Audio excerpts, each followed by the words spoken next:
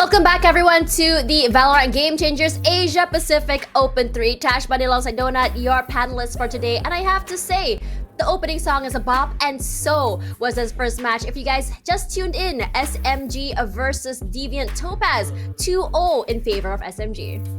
Yeah, that was a bop and a pop, basically for Team SMG. Each and every time that they play here in Game Changers, it's very dominant, and we expect them to be able to do that all throughout, since they really want to secure that slot here in the opens, right? All throughout Open 1, 2, and 3. They've been so consistent, so I wasn't really surprised that they claimed that 2-0 win.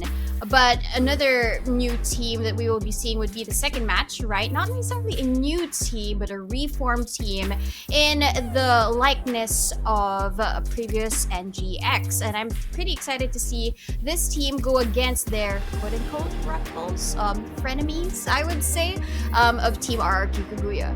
I would say rivals would be the better word per se, right? I mean, these girls have been going head-to-head against each other. I mean, last year's a very interesting year for Nigma Galaxy. If you guys were to remember, they went from Nigma Galaxy to a new team. They were a team that were at one point a huge pop, and then suddenly they just sort of like disappeared into obscurity and came back and made a statement. So they are definitely a team that is to be, I would say, reckoned. Now, one of their players, Trix, used to go from player to coach and now back to player. And I'm wondering what the mindset comes through here as she goes through these two roles. Does that put her into an IGL role? Does it give her input a little bit more value? Because it does change how you view the game as a coach and as a player. Yeah, I think it depends on how you wear the shoe, right? If the shoe fits, then you can either run, you can jump, and you can try and dare to fly with it if and when you can. But when it comes to Trix, like as a player like her, she has a lot of FPS experience, so she does have that knowledge when it comes to, you know, battling against her enemies, frenemies, rivals, as you would call them.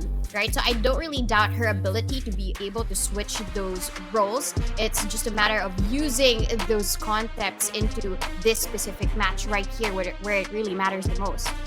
Yeah, when we look at the lineup here, I think Ivory, Gwen, Trix, and Aya have played together. It's Tuia that will be the new player, at least for me. I'm not very familiar with her, but coming into the team, I think they wouldn't have too much a problem playing together, because we know, as you know, having Trix in the team gives them a little bit more, I would say, an insight on how it actually plays, how she coaches, how she, I would say, gives words of motivation for the team. At the same time, Pizza FPS has been in the, I would say, in the scene for quite a while, and these girls have been playing with him, so there might be something that they have coming together in terms of a bond. Yeah, definitely the bond is there, right? They are the former glory of Team NGX. Gwen has played with them before in that same team, but Tuia actually has been in the Game Changer scene since 2021, and I'm really very excited to see her perform. On the other side of things, their competition is a force, right? And it is RRQ Kaguya.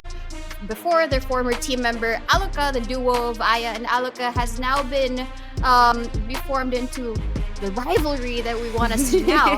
And this specific team has shown us that even if they are the spoils of the best team back in 2022, they still can give it a shot, and we're very excited to see the likes of Iceberg and Ayumi show us how they have performed before. And with Nabsky as the leader, right, she used to be the manager, now she's playing for the team, and she's always going to be topping up the scoreboard with Ayumi and Nabsky on the forefront. I'm also very excited to see Bess perform as well. We've seen her in videos shared to us by FSL, and she just really is excited to be able to, you know, show her prowess and show her glory as the controller for the team. Speaking of controller, previously Capricious was playing the controller for a bit, or maybe more of a flex. We saw Capricious playing that Omen on the team, and previously I think that having Capricious on the team gave them a lot of firepower. So I'm wondering how exactly their dynamic will be changing with Capricious moved over to the side and with Bess coming in alongside Napsky. Regardless, the map picks are here. Pearl once again, and this time instead of Lotus, we're going to be having Fracture. Now, I wouldn't be surprised if this map does end up going to a map 3 because of how much experience both teams and the players have coming into the game. Now coming into this is gonna be picked by ANC will be Pearl and Fractal picked by RRQ. What do you think of these picks? Yeah, I mean, when it comes to Anomaly No Charms picking the map of Pearl, probably they have a specific goal in mind here. We've seen RRQ in this map before. They do so well, but they fall a little bit short when it comes to their opponents. If it's Full Send Sapphire, at least from the previous Open, to also Team SMG, but they do show us some glimmers of hope.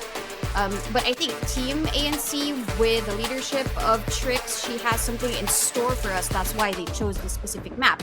But when it comes to map number 2, which is Fracture, which is RRQ's pick, we see how their playstyle can actually conform to the style of Fracture.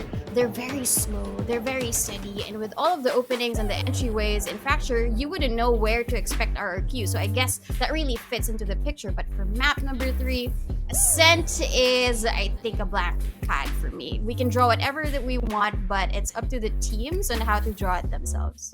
I mean, if you look at how Ascent plays, I think what's most interesting is how teams adjust to playing the attack, because defense is such a heavily defense-headed map. But more talking about Pearl, I think that we did see Pearl earlier today, and I think for each team, they have different iterations on how exactly they want to play, and that's what's great about Game Changers, because, you know, for global stage, you're starting to see a lot of Harbor and Viper, and that's a set play, because regardless of the changes to B, having that Harbor gives you a lot of space when you come and take in B main, or if you want to take A main, in fact, even if you're on the defensive side. Now, coming into this game in particular, I think that Anomaly No Charms is a team that is more, I would say, given the fact that you have Trix as the IGL/coach, they might be a little bit more tactical, a little bit more slow, a little bit more trying to play adjustments. But the question is, how exactly would RRQ Kaguya set the tone, set the tempo, and how exactly are they going to disallow Anomaly No Charms to break that tone for them? Because RRQ previously was, I would say, considered the firepower from last year, given the fact that most of the players were from AECL. Now, coming into this team, we haven't been seeing the same performance, given the fact that they did lose Aneri for the team, and they do want to find that redemption arc for themselves. Now, whether or not they'll be able to take the throne again begs the question. Yeah, I think when it comes to Team RRQ Kaguya's pick, we all know that Alaka would be that initiator for the team. But what I am more curious about would be what Gwen will be embodying. Will she be the Astra for the team, or will she be the initiator? Because her playstyle when it comes to a controller versus an initiator, it differs in each map. And I'm curious to see whether or not she's going to be using the Astra and then probably just going to give Tuya the main controller role, and then just use the Astra as a pseudo initiator for the map, because the Gravity Well and as well as the Nova Pulse, they're so powerful in this map and can just really catch RRQ Kaguya off guard. And looking at it now, this is the same. I am seeing a correct prediction for me, but Tuya is a Viper now. That's going to be a big difference. Tuya on Viper, you can get a lot of value from playing a Viper on this map. There's a lot of area control. You can put up that wall and play on the side of it, and that decay can give you a lot of value. But whether or not she'll be able to time it with her friends is going to be a question for me. Whether or not, I think what they're going to do here is they're going to keep the stars from Gwen to be put down as soon as the Viper wall goes down. So it's going to be a good change in pace and timing, which disallows any information to RRQ Kaguya. But coming back here, GE versus RRQ Kaguya was the last time they played this map, and they were very, very dominant. They were 11 on defense and 2 on attack, while GE went only 1 point, so 13-2-1. That's how strong it was against a powerhouse like GE. Because remember, in Open 2 and Open 1, GE actually had quite high firepower as well. Yeah, I mean, the firepower, it could just be cut off, right, if you use the right utility against them. But looking at it right now, I think there's a lot at stake here for this specific map. And with Alka as the KO, they can just stop everything, or at least pause whatever that they're going to be throwing their way during that push, because they're going to be on the defense first. So I'm really excited to see how they're able to use that Iceberg and Alaka combination in a specific site. Let's see how it's gonna go here. Firepower versus tacticals is what we're gonna be looking at coming forward. Now the question is, how exactly is Anomaly No Charms going to be handling the firepower? Again, Ayumi, we've seen how aggressive Ayumi can be. We've seen how Aluka can just basically stop all utility, and Napski's just so great on that lurk and watching the flank. Regardless, let's see these questions answered as we go into the first game of the second series. Raph and Zach, are you guys ready? Oh well, I think that we're feeling pretty ready, all right, for this particular game. We saw a very quick first series go through, but Anomaly versus RRQ, it should be a little bit more fun here. It's me, Zach, once again back with Raph, and Raph, our wonderful panelists, they did a really good job of breaking down the stakes and the different playstyles for these two teams. What are your thoughts? Absolutely, I completely agree with everything that the panel has said, but a little bit of a lore drop for some of our viewers out there. I still remember the days of Tuya being one of the more recognizable Raze players of the league, and when she used to compete a little more frequently, it looks like she's doing such a great job of getting back into the swing of things. But going back to what our panel said, right, this is a big, I'd say, dichotomy of again playstyles, right? Because we have one that's pretty much pedal to the metal in RRQ Kaguya, and pretty much a very, very calm and collected play call from Trix and the rest of ANC. And I think Tosh actually forgot that Trix is not only a player and a coach, but also one of the FSL talents, and of course a genius in her own right. And I think we're just also excited to see how this is going to play out. Yeah, both of these teams, they have very experienced players. Of course, RRQ really needs no introduction. Kind of always hanging around that top three, and they've always made it to the playoffs bracket so far. So very, very consistent team there on their side, especially with Aluka and Ayumi, that combo that we saw really pop off that end of last year towards Elite. But on the side of ANC, I think that Aya in particular, we've talked a little bit about her before, how dynamic she can be as a player, and Trix with the genius brain. Every single player on this team, they have a bit of a storied history, and I'm very excited to see them back in action in this particular time all the way into playoffs. So I think we have a pretty good game on our hands. Yes, this is an absolute wonderful start to the game that has quite a few stories to tell, right? But just to go off on that too, Ivory is, I feel like, one of the more underrated sentinels of game changers. We don't really see too much of her as of late, but it is such a pretty much grand welcome back to the playoffs, you know, for her and the rest of the gang. And just the experience overall that ANC has is just very, very difficult to stack up against. RQ, I feel like one of our biggest, I guess, gripes of this team was sometimes when they're not leading the dance, they can't really find their way back on track. So maybe if ANC can weather the storm and just really avoid getting a huge lead built by RRQ, then maybe RRQ is going to have a bit of trouble. For sure. I think that in particular for RRQ, there's going to be a lot of heavy lifting being done by Ayumi and Aluka. Now, Ayumi last year was the chamber player for the side of Alter Ego, now known as RRQ. And I think that she is really, really good with that operator if she can somehow get it online as soon as possible. I also really like how Aluka has switched over from that flex role, the controller role that she was playing throughout most of last year. Before that, she was a duelist, and now she's on this initiative. So definitely one of the more flexible players that APAC really has to showcase here. So for ANC, starting off here, they want to try and gain that early momentum as much as possible, or at least deny that for RRQ, because RRQ, that's the kind of environment that they tend to thrive in, just like SMG and Full Send Sapphire. If you give them an inch, they're going to take a mile. So it's going to be very important for ANC to deny that kind of snowball effect, that kind of momentum that RRQ are known for. Indeed, and again, it's just a testament to how cool and collected the minds are on ANC to be able to weather that type of storm. But it seems the trades are still pretty much even on both sides. Nabsky doing a good job of finding a small window of opportunity there, but letting in the whole community, getting 2 kills for herself. Trix, unfortunately, getting tagged down to a quarter of her health here. And it looks like they are going to reassess what side they can really take. They had a little bit of leeway towards Art, but they go for a main heavy attack instead. There's only going to be Aluka sort of hanging around the backside, and so far ANC, they haven't really made any noise. They've been 30 very seconds quiet left. about their approach on this particular side. 30 seconds left for the clock.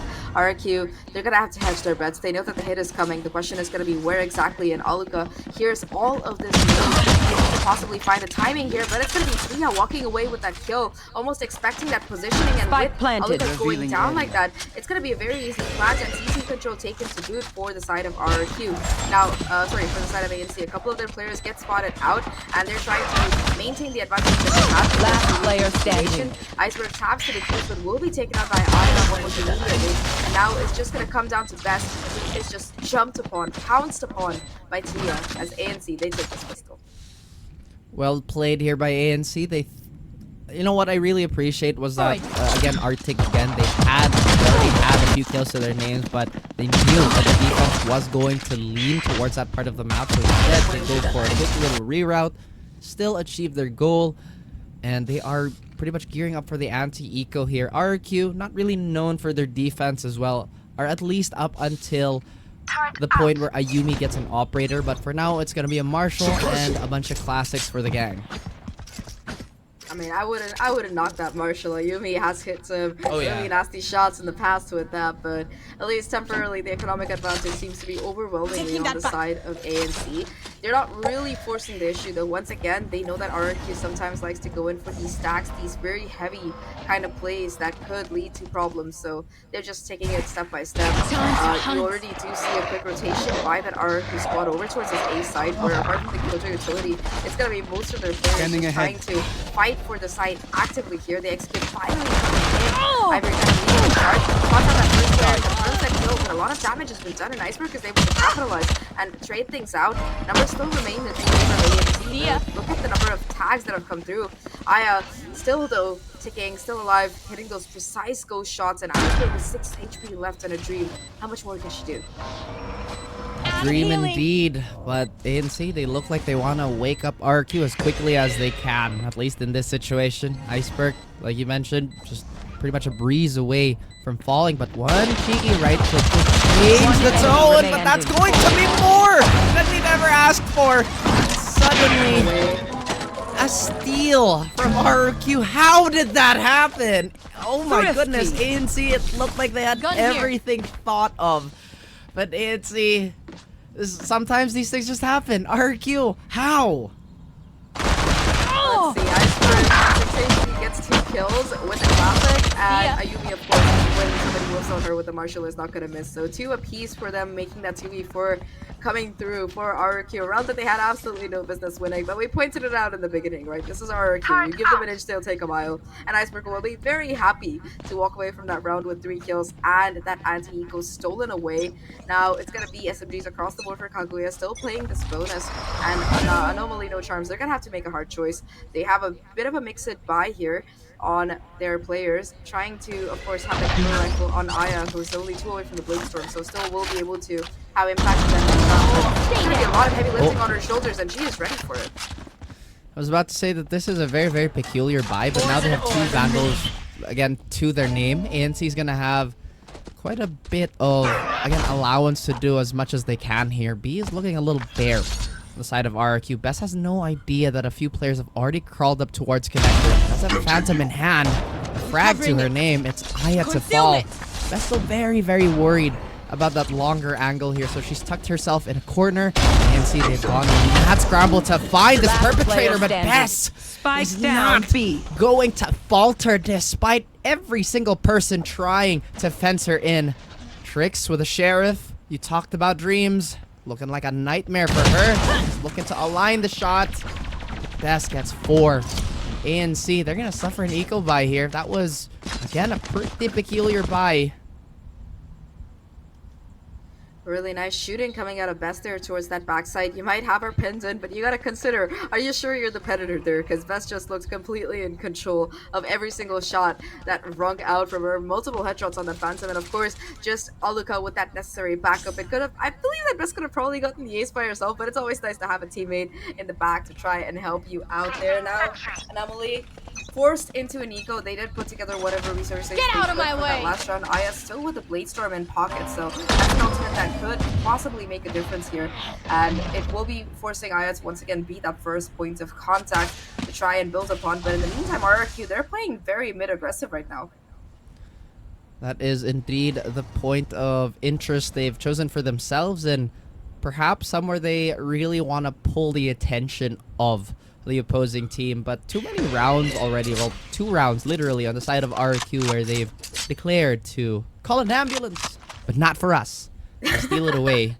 ANC, we're hoping to see them do the same thing here. They do have blades. They're going to go for a double updraft play, but so far no dice. RRQ not overextending whatsoever. In fact, relying on the exact same setup from the last round. 0 point comes out as well. That protects at least 3 players towards this mid side of the map, so it's going to make things even more difficult, especially with Aya and her Blade Storm reveals right now. As Vita Silva recon, they look to go through R towards this A side. Still much utility available on the side and multiple players as well. Aya trying to make something work, but Iceberg just playing inside her own smoke, more than ready for it. At least Tuya and Win are able to find these crucial trades, bringing things back down to what's really great. The problem is none of these weapons are really Spike down the back line. One enemy remaining. Shots forward, 2 down on the round, 1 left to go. It's all down to this Ivory. Able to find the first one. Tries to get a little bit more, but runs out of bullets, and that is going to be the third round for RRQ. My goodness, RRQ turning things around despite losing that pistol, and fairly convincing too in the way that they've done it. The economy on the side of ANC still kind of recovering. I believe they're going to have to eco again if they do drop this round.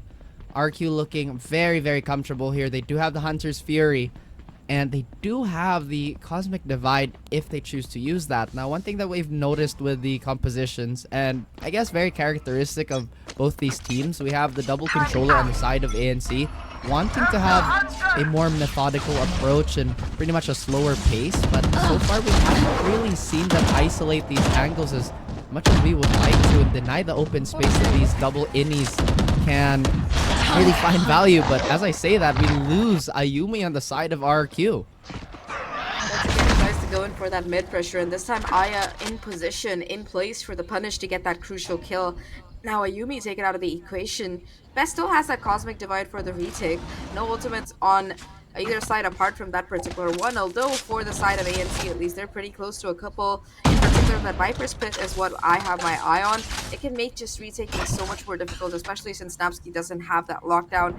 Now it does seem like with that initial pick for the side of ANC, they're looking to converge onto this B side instead. This time they're going for a bit of a multi-pronged approach. They invest that Cosmic Divide, try and play around here, and off the back of that they're going to be able to just rush off the side. And that they do. The Cosmic Divide is going to give them this pocket, this partition of safety. But Napsky, Spike planted. On the side of ANC, but she nearly sprays him down. But Trix is just too smart and too quick. Aya nearly gets dragged here, but RRQ, they collapse onto ANC, and they cannot hold on to this post fight. It's still a 1v1, and Olga, despite being mid-reload, has the confidence of the entire room behind her.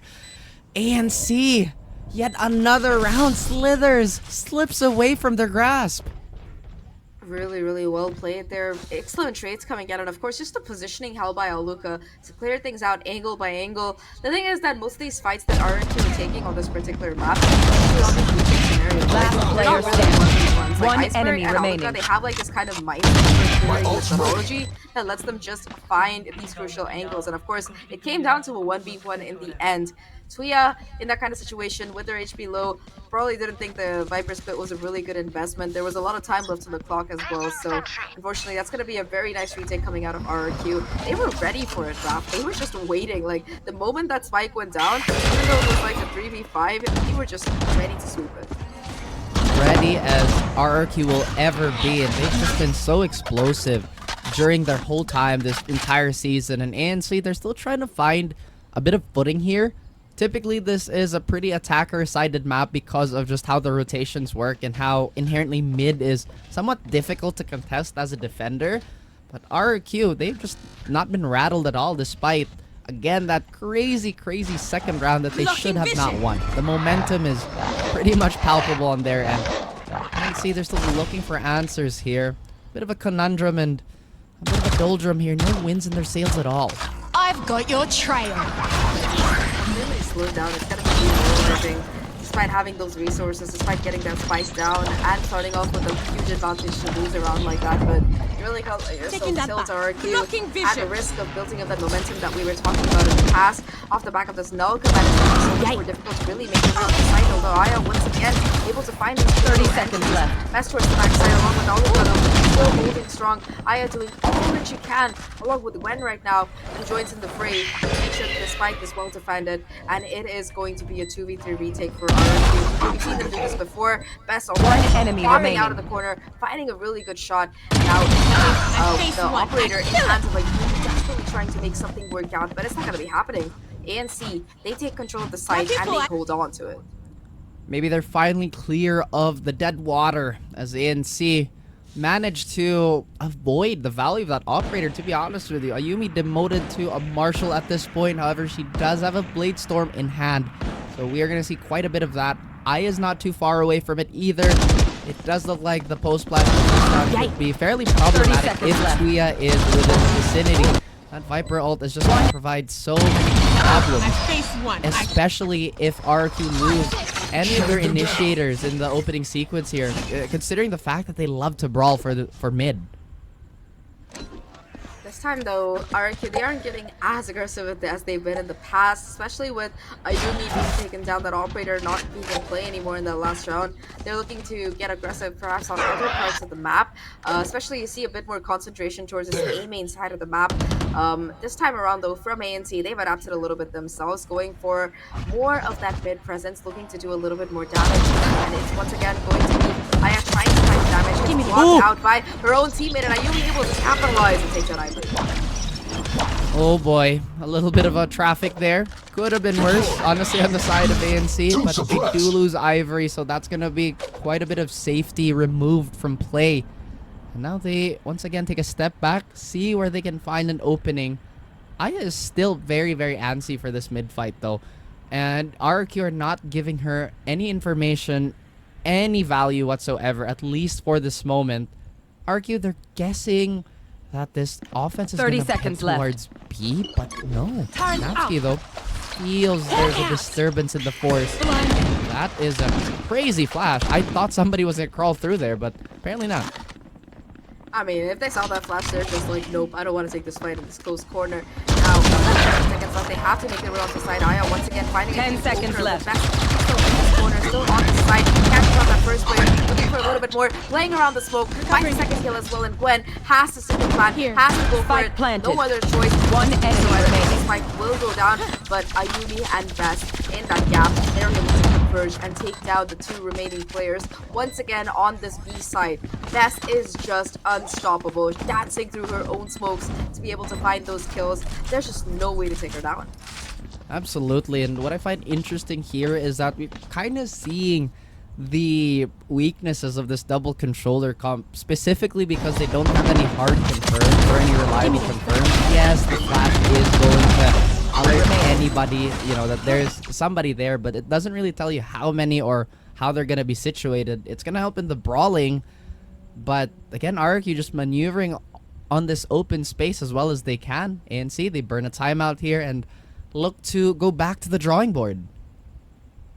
I mean, their economy might not be in the greatest spot. They're gonna have to go in for a little bit of a mix it by here, but they do have a lot of ultimates to try and work off of. In particular, you do have that Viper Spit for Tuya, who's been holding on to it for a couple of rounds. Maybe Tuya had a judge and a Viper Spit might be what Anomaly No Charms needs to win this round. But for Kaguya, they've been very quick to really adapt. The first couple of rounds at A side looked a bit weaker.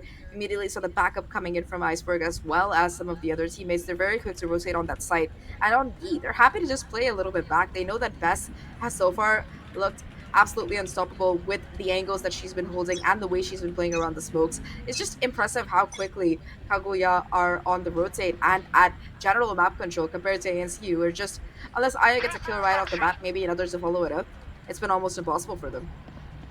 That is true. It's just been so difficult here, but again, 3 rounds, it's a lot, but not really. You know what I mean? It's like, it's one of those things where the gap is still pretty manageable. And ANC, they don't have enough firepower to really go for a more brute force approach. The ults still have been in their, once again, in their arsenal for, goodness, how long has it been now? But Aya, looking to lead the charge once again with the Blade Storm, does have a shorty if things get too uncomfortable. Best looking to replicate the success of that huge 4K from the previous round. Napsky already gets one. Gwen has the trade, but Aya finding value with the shorty. Be a weapon that could potentially be retrievable Spike for her down, teammates, B. but Best, a total nightmare. Still holding on to this tiny little hallway, this tiny little space. One enemy remaining. ANC, and they will get sprayed down like fish in a barrel by RRQ. Granted, it was a pretty expensive round, Zach. Best didn't even take a single bit of damage over the course of that round. She gets 3 kills and walks away without a scratch. They tried to go for the approach. They're like, yeah, you know what? Only Best is going to be playing on Spike this down, side. B. But again, we talked about the position One enemy remaining. Also the immediate backup on that particular side. And they don't even let them get their way onto side comfortably. Sure, they take the backside. Aya finds a couple of kills. But that's going to be that. There's just no way for that spike to realistically go down because Best is still on site and playing around it. So now that ANC, they have their full buy. They did burn that Blaze Storm in the last round, but they still have a couple of ultimates to work with. I'm very interested to see what approach they're going to take, because so far the rounds that have worked for them, it's been towards this Art and A area. And again, I believe able to find that first point onto the once again, it's just a little bit too aggressive towards the mid area of the map. A little bit of aggression has been pretty much punished here. Aya will be healed up. No more armor though. Might not be the biggest deterrent to re-aggress, but Alka's already holding strong here. Already anticipating ANC to retaliate, perhaps? But, RRQ, without Ayumi here, they might have to be a little more reserved. Ivory does Right have here. that lockdown available to her, and perhaps maybe it is the round to invest it. Hawk out! It's gonna be there for that along with that along with the opponents one time. They're just saving it for each other. Whoever puts the long term person's gonna see a counter. Iceberg still in the corner though, able to find a kill, but it takes down Gwen, and Trix finds another kill on the so that's gonna keep things at a 2v2, especially after Trix finds that crucial kill. They're gonna be detained 30 by seconds that left. lockdown, but there's still a counter ticking away, so no real way to be able to make it through. Area's The clear. problem is that the spike One enemy remaining. Ivory Oh my- goes for the spike, still gets the kill. Absolutely massive work, and now it's just gonna be Best in that clutch situation. 1v2, and both of these players are so incredibly low. All that Best really has to do is 10 somehow seconds isolate left. these fights. With 10 seconds left, Ivory is gonna be forced to bring it down, and it's gonna be Ooh. Trix through that nasty crack in the wall to find a kill. 4 HP, still gets a shot. No Another problem. fight?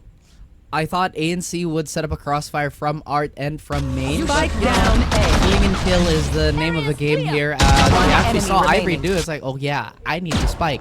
Run into anybody who's gonna hold on to dugout, and I'm gonna swing. But now the ultimate economies have somewhat equalized here. We still have a Hunter's Fury side of Iceberg that's, I don't think has been used. I think it escapes my memory, but Trix having that Seekers is definitely going to be something that RRQ is going to consider. Not a lot of aggression this time for mid. This time, a lot more attention towards A main. Placing That alarm bot. initial flash from Trix has gotten that information. Sure, they don't know how many, but they know that there's the possibility of RRQ pushing out. And once again, they're quick to capitalize. They try to rotate over, going in for that deep push. And this time, Best is playing a very aggressive position. Puts down that smoke well by pulling it back temporarily. Trying to spray I've through it, got making your it, get the trail. angle, and You want to already find it? Iceberg has rotated over as well. Cosmic Divide now invested by the side of ANC to try and make their way on the side once again. They take that back side, but still it's gonna be Iceberg and Best both holding on behind this wall to try and do some damage of their own. I'm really curious if Tuya is going to invest this Viper Spit to just secure this round and right on There you go. cue as she turns the ult. Now, I was just curious, you know what I mean? You don't actually have to do it, but that 0 point is going to find so much information and at least it's going to delay some of the mollies that might come out, but oh no! Iceberg, as soon as she pulls out the bow, enemy never remaining. bring the weapon like that in a gunfight and just collapsing onto each other here as RRQ and ANC. An advantage on the side of ANC and a very, very tricky one Alka has to deal with. Time is running out. No more utility. Potentially a save call. It looks like she might just hold on. exit and deny enemy any remaining. weapons to be saved. And Aya gets hit by a fadeaway. And as well as everyone else, really. Not a bad round for RRQ. They do lose everybody, but they also make sure that ANC lose their money. So ANC should still be able to buy, but it's going to be looking a little bit more scrappy here. Half armor, maybe a little bit of money to compromise on. Really beautiful timing on the lurk here from Ivory. Bring down the enemy remaining. Catch Iceberg mid. One enemy remaining. Beginning of the ult. Really clean round overall, and the execution, I really like how they use that Cosmic Divide wall to swarm through backside and push on the opposite side, so that Bess and the rest of the team couldn't just play around that corner and understand utility. I really liked how they innovated on the first time the Cosmic Divide play didn't work out. That's true. A very, very big heads-up play here. And again, just a little bit of a reset on the side of ANC. They found a little bit of resistance here on A main. They're not necessarily fiending for, again, just overextensions across the board. Placing swamp Bit of a grenade. lurk on the side of Swamp grenade Ivory, out. assisted by Tuya towards Art. And I like how they molly that out. They really don't want a repeat of Nabsky just, well, nabbing a few kills and adding it to her totals. With Ivory still very, very cautious of this Arc position. One thing I like about ANC is that despite everything RQ has been throwing at them, they remain true to their pace. Maybe perhaps a little too much as Aya is going to fall without any response whatsoever on ANC. They get the site, they're gonna get the plant down. Spike Or planted. are they going to take this hit? Nabsky and the rest of the gang already preparing for that retake. Facilitated, and they're just going to be charging in off the back of it. All the remaining players of ANC stuck on our side of the map, trying to isolate this fight. enemy remaining. To really contend with. It's just going to be one player left, and Aluka more than ready to take Tuya down. The last link in that shade to give RRQ their 7th round on the board. A flawless round to boot. And it seemed like RRQ were ready for it. They knew that the hit was coming in on this Last particular round site, in the half. and they, with that null command in their back pocket, they were just so confident. Like, alright guys, as soon as that fight goes down, we launch our plan. And Nabsky was finding that opener and One enemy remaining. very, very impressive. And just everything you said really shows why RRQ is such a menacing team, especially on those very, very quick bursts. Those small windows that they can really abuse and just absolutely go ham with is pretty much their trademark. ANC, while they are getting meaningful map control, I feel like their biggest problem as of the moment is just their staying power. They're not really having the greatest time divvying up all these angles despite all the utility they have available. We have a hero buy on the side of Aya and Gwen with a Guardian. The rest of the squad not really packing any main rifles except just the sheriffs. We know how lethal they can be against a team like RRQ that's fully equipped. Statistically speaking, it's not looking too good for ANC. Yeah, not the greatest of buys, especially considering this is the last round, but hey, they're doing the best they can. RRQ on the other hand, they seem to hold all the cards. Sure, no ultimates quite yet to work with, but only 2 off of that lockdown from Nabsky for a pretty easy retake if necessary. And Aya, well, having taken a lot of space towards this mid area, it's just area that RRQ have willing to give up in the past. Now they look to go in towards the side. The problem is there's just still so much utility in their way. The shock darts, the Astra pulls, and because there's all these, there's just so much for them to deal with. When things start to drop for beautiful 30 opener, seconds left. That's gonna be all that Spike ANC down, find, though, B. and the remainder of the Last player still standing. playing around this part of the map. They're just spraying down their way in, and almost peak round, almost flawless round for RRQ to bring them to 8. My goodness, and Switching still very, sides. very competitive half, to be honest with you. ANC keeping it pretty close, but I am absolutely certain that there's not a lot left in the tank, Zach, and I'm honestly curious what Pat has to say in a little bit.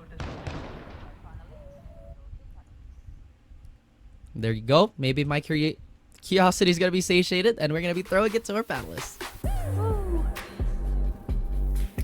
Thank you very much, Raf and Zach. As we saw a very, I would say, close first half rather, between the two teams. I have to say that it's looking a little bit more hot toward the side of RRQ Kaguya. They didn't really understand how exactly things work, while ANC are more eager to have a fight or maybe take pace to mid. RRQ Kaguya understanding that holding the site holds more priority than fighting for that mid control.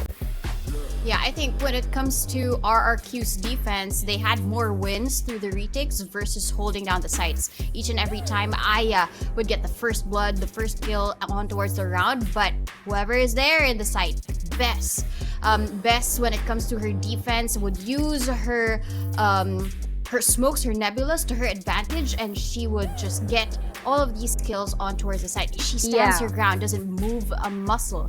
But when it comes down to ANC, what worked well for them would be the flanks, and maybe that would be something that they should be doing during the offense when it comes down to, their defense when it comes down to stopping RRQ during the push.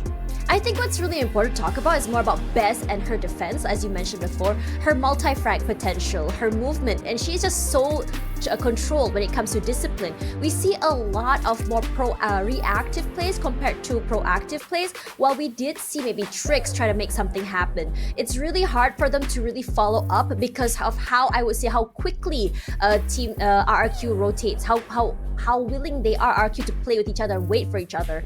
Regardless whether or not this will be the better half for ANC begs to be the question. So I'm going to pass it over back to our casters for the second half of our second series of the day.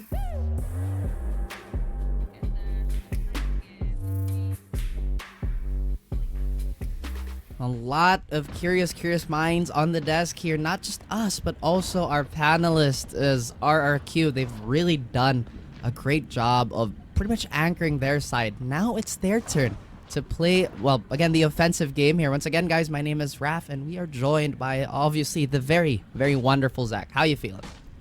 Very, very nice. 8 for a half. RRQ have the advantage in that first one, but this is Anomaly's chance to kind of turn things around here. They have a double controller, a little bit more utility in their pocket for that stall potential on the side.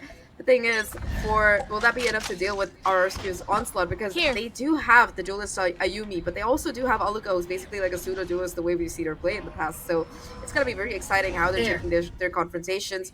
Right now, that first point of contact is going to be that doors. 3 players just walk in. So yeah, they're trying to find these kills. Just get that first one, but Aluka immediately with that trade. Oh my goodness, I thought Tuya might have been good for another one there, but again, backpedaling, did not anticipate the numbers here. As ANC, maybe their slower approach is going to benefit this defense a bit better. They're still playing on equal footing. RQ did lose Ayumi, and that is going to buy a little bit of time. Tricks, you see, she's already prepping the guiding light, and RQ, they vacate as quickly as they can. One thing that I think we haven't really touched on is Alka's impact with the 0 point. Her timing has been impeccable. She's really been denying the double controller to, again, create that snowball of claustrophobia. And RRQ is benefiting off of it really, really well. Nabsky, she's really making art her home, destroying anybody that tries to challenge her. The time is still winding down. And RRQ, wow, with the classics in a one fell swoop, denies any staying power of ANC. Yeah, no retake happening for ANC there, unfortunately. And I really like how the positioning was for that post plant. You had 2 players along with the church, just watching this angle that church. One enemy remaining. Player number 6, enabling Napsky to get that kill, while the other 2 fought that plant onto site. Seeing that it was kind of an open plant as well made it a little bit easier for RRQ because they didn't have to really struggle too much to maintain the hold to the spike. Off the back of that, they get the plant, they win the round. They're going to have a very, very good buy here. They're in fact going in for fully purchasing things. 3 Bulldogs online along with the Guardians. So aside from this one Marshall on to Ayumi as always. And I say only Marshall, but it might cost less, but an Ayumi Standing ahead. will not work. Oh yeah, we already had a crazy Marshall round in the first half. Already hoping to see more of that. I'm honestly really curious still of this Sova pick. Again, not really the worst pick in the world for this map, but I feel like maybe Fade would fit the range a little bit better, but Arky's been doing so much work. And Iceberg has been one of those players that's been around forever. She will adapt to any situation, and we've already seen value from that. Meanwhile, Bess getting her hands tied up here. Ivory's gonna try and find some kills, but no. Nabsky and the rest of the players just really denying any potential flags for ANC. The numbers are just kind of dwindling down. Is she gonna find something behind the smoke? Oh, the smoke appears. Passing left and right. As much as we would want to, it's the rest of the squad just denying this pretty much equal round on the side of ANC. Sure, Ayumi does go down, but that's only the Marshall that they lost. They're still going to be having a very, very good bonus round, especially with that spike plant coming in and 4 of these pseudo rifles being carried over to that next round. So definitely RRQ, they're looking in good shape for this bonus. But for Anomaly, they aren't in they aren't in a bad shape either. They just have to figure out how to prevent RRQ from kind of overwhelming them with these pushes. That first round, there was that art split. It was a clean push through, and they make it. The second round, it's just a rush on to B. RRQ, they've proven for these, they've kind of conditioned their opponents for these fast and heavy pushes. And now you see some initiative being taken by ANC towards mid to try and flush out RRQ players. That they do, and ANC a little more forward here with their stance. However, it's RRQ. Can't really discount these on paper weaker rifles, right? Already find an opening here. It's Trix anticipating the aggression from that side of the world, this Iceberg, and the rest of the members of RRQ position themselves for a better B hit here. Alka taking a chunky amount of damage here before really any return fire. Yeah, the first contact here, backing up as they want to solve this problem as a whole, as a group. Oh, the timing on this lurk here. Best able to just kind of walk through main into art. Huge work, bypassing whatever utility might be there, and that's going to be the call to rotate. Best has found this A site, looking very vulnerable and juicy. The only problem is that there's still going to be a player in that back corner when using some utility to try 30 and seconds cause a left. delay, but it's been used a little bit too early because they're still going to be able to make their way onto site. Now, a 4v5 situation, Aluka looking extremely low. Best in that aggressive power Spike trying planted. to possibly negate that advantage, and when well in the back pocket, that's why the timing on the Aluka. Now again, the numbers swinging in favor of the side of ANC. 2 players left alive. Ayumi finds a kill, a 2v3 situation, the spike planted to boot, and this positioning, it might be everything. Ayumi goes to the wraparound, finds the kill, a 1v2 right now. Both players looking so incredibly low, running out of bullets. The defuse attempt comes through, and there's just no way to make one. No way! Play almost the Midasi, clutch. thanks. But the right click from Gwen, it's gonna be enough. We to get defend in this the place first so round. fast. We Oh, defend God, this that went reality. That's the wire. My heart is racing just a little bit. If there was no time, I would have just, well, maybe fallen out of my seat there. Because again, the target priority on the side of Ayumi was fantastic. But again, just the numbers advantage and yet another, well, I wouldn't say miraculous, but an impressive round delivered to us by the Classic itself is tallied onto this map. Now, ANC, they still have a decent amount of weapons to work with, but their economy is definitely suffering here. It might look like they're gonna go for Recovering it. a save if this round goes Ori. They do have a slight advantage in terms of ultimates, as that Seekers is only 1 orb away. Right here. I'll look up. We know what damage they can do as a squad when this null command is gonna come into play. As long as she doesn't run into Tuia's Guardian. Now, Tuia's gonna burn 1 Molotov, 1 Snake Bite to just keep the rest of RQ at bay, and it seems that this round has slowed down just quite a bit. Yeah, I mean, the last gun round as well, while RRQ might not have been able to win their bonus, they did quite a bit of damage to the economy of ANC, leaving them in this kind of scrappy buy situation with the exception of Gwen, who had carried that rifle over from that last round.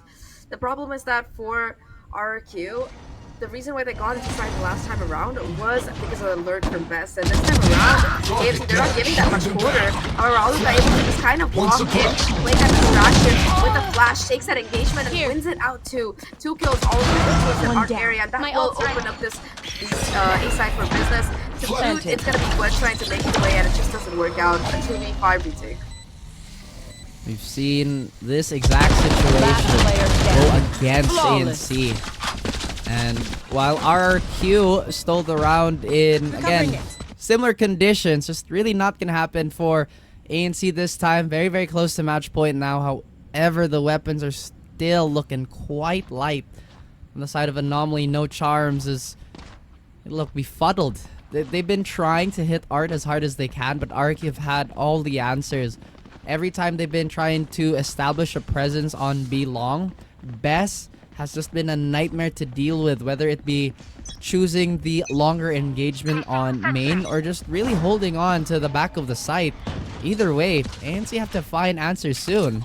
Timing-wise, this might be the end of the first map. Their own map pick, by the way. Yeah, it's not going as they'd expected. Sure, they've had a couple of really good individual rounds, but overall, it just seems like RRQ, that experience that they have as a squad, it's serving them in good form here. Despite them missing out in area for this year, it doesn't seem to have cramped their style too much, for lack of a better phrase. Now 11-5 ANC, their economy kind of in the dumpster, not a very good buy, and well, they do have a couple of ults to work with. I don't think it's going to be enough to really stop RRQ from getting onto the site. Already Ayumi kind of leading that charge with the updraft, clearing out. They still expect this backside presence. It will be confirmed thanks Spike to planted. thanks to 0 points, and they get the spike down and they get the hell out of dodge. They do, and this post plant is going to accentuate the problem that ANC just don't have a lot of things to fight the longer actives, so instead they choose to flood it from the back. And RRQ with their superior weaponry will have no problems fending off the ANC squad. So now Match we are point. very, very close to the potential end, but at the very least we have a pair of meaningful ults on the side of Anomaly, no charms, very, very close to that Viper's Pit. Also, I feel like what they're maybe not establishing is to dissect RRQ, because history states that when RRQ is operating on a deficit, they stumble a little bit. You know, in ANC, they've been taking the brunt of this attack with, again, RRQ's full force, which is causing so many problems, really. It's just causing so much trouble, like you mentioned. I think that for ANC in particular, on this defensive side, they're being pressured across the map by RRQ, and now RRQ, they're changing up the strategy. Instead of going in for that lurk, that kind of split play, they're just pushing it down with that null command, literally heading on. The lineup is almost there. The library finds 2 off the back of it, and Aluka finds a trade, but not before being taken down by Tuya. So numbers swing in favor of RRQ. Tuya in the corner, tucked away, able to do some damage of her own, and now it's just gonna be best in a 1v3. Gets spotted out by the Trailblazer. Swaps out guns, so at least she will have the ammo to work with. Has control of the spike as well, so it's not entirely over. The ANC, they still have the advantage. That they do, and ANC, no signs whatsoever where this spike plant may go down, but Tricks, as long as Best doesn't check. Oh, as long as Best doesn't check, but now it's been reduced to a 1v2. Definitely possible on the side of ANC, but the position of 30 Best has been seconds left. revealed to pretty much every single other member of ANC. They make the correct read here, but they don't know where Best is coming from. Oh my goodness, this is like a stealth platformer, just avoiding the detection of ANC. 14 seconds left on the clock, and now you can see ANC. They'll have seconds to make a mad dash here. Best, a wonderful post plant. No utility available to her. So it might be a little difficult, barring that cosmic divide that she is going to put all her life savings, pretty much her entire bank account and faith into this map, and they have no idea where she is. From an isolated fight, they nearly line up. And Aya is going to be the hero for ANC, keeping their map 1 dreams alive. My ult's ready. Oh. What a play coming out of Best there, almost clutching up that 1v3. Like you mentioned, the lineup, the collateral came through, but that kind of staggered movement through that cosmic divide, it let ANC be able to capitalize and find that kill, using that first player almost as a drone in fact to check out this corner. So really, really well played by them to make that round work out, but it got too close for comfort. And remember, that was Kaguya kind of just running on the buffer that the last couple of rounds have provided to their economy. Now they're finally going to be investing in that full buy. In particular, Ayumi will have that operator online. The nice thing for Anomaly is that they have 4 of their ults charged up after that, so it's not just going to be the Blade Storm, but also that lockdown and Cosmic Divide of their own, and that Viper Spit available for a possible retake. So they have quite a bit to work with in the next couple of rounds, but only if they have an opportunity to. Tricks already being taken down, that crucial first blood, and those Seekers taken offline. That was pretty much threading the needle here, but I think that is going to give away their position. That little sound cue from the connector here. We are a little wary already of what might transpire. But RRQ, they choose the safer routes, and the one that they've carved for themselves, that operator is basically doing a lot of space denial here. Ayumi, she does have that back haul. alter herself, but she has to be a little careful of those closer swings. At the moment, not anymore, as the rest of her teams, or rather her teammates, have rendezvoused with her. That'll be pretty much in the hands of RRQ. Yeah, they get it basically for free. Of course, the lockdown is still available for ANC, so perhaps they're looking at that retake strat that we talked about. But however, Iceberg does have the counter for that particular ult. The Hunter's Fury online. It's gonna be very easy. But with the lockdown of their own, and Ayumi in the meantime still on the site, looking to go forward, takes down Ivory, takes the lockdown out of play. Now with one enemy remaining. ANC trying to swarm onto site, but Napski and Ayumi between them will deny absolutely everything. It's going to be a clean win for RRQ, stealing away their opponent's map pick and doing it in style.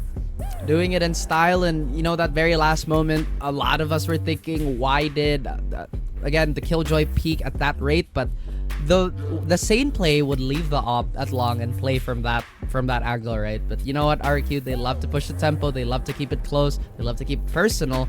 And, you know, I think one thing that we haven't really highlighted, Zach, is the familiarity of the players with each other, because not only do they play against each other, but they have played with each other as teammates long ago.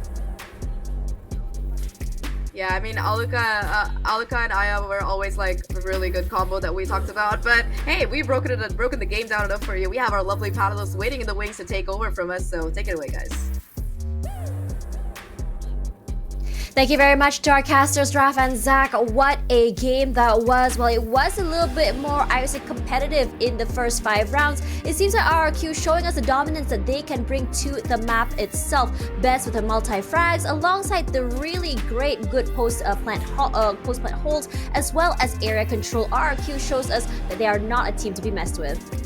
Yeah, definitely. Did you see that last round? Ayumi with an operator on attack. That is the perfect example of why RRQ really dominated all throughout Open 1 and 2 against their opponents. But they still have a lot to show. But what I am really surprised is the showing of Bess here as the Astra. We all did take a look at Gwen, right, at the Astra. She's a pseudo initiator. But Bess, when it comes to holding down the sites with the use of her Nebula, that Nova Pulse, it is just more chef's kiss for her each and every time she would hold these angles. And if ever there would be anything about RRQ's playstyle, I think it would be 2 words. One would be control, and the second would be command, because Bess and Alaka, with how they showed each and every time that they would hold the sites during the defense and how they would play attack on the offense, gosh, I mean, there's nothing else to share for RRQ except that they had a lot of command and a lot of control each and every round.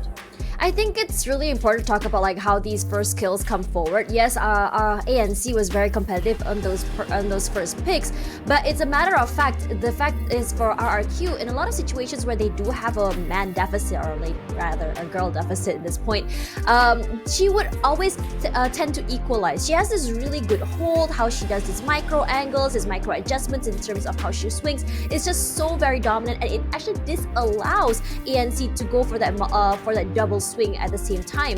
On top of that, coming in with Ayumi as well, Ayumi's aggression as well as her very, I would say, high firepower not only takes away those frags, but takes away members that are really, really high impact. Yes, for ANC, I think Trix is the one that tries to salvage a lot of these rounds. She can get those multi-frags as well. She's good at reading what will happen. It's just a matter of, it just feels like in terms of how their chemistry are, there's a little bit more lacking compared to what RRQ has to offer, because it feels like for ANC, it's a little bit more, I would say, they're a little bit more separated, a little bit more isolated in terms of how they play. And there are certain moments where I felt like, okay, they have secured the round, but it just feels like they get a little bit too greedy for those kills and they get multi-fragged, and immediately the round goes back to RRQ. Regardless, good attempt for map 1, but let's see if map 2 will fall to ANC's hands. We're gonna have a quick break. When we come back, it'll be map 2 of Series 2 of the day.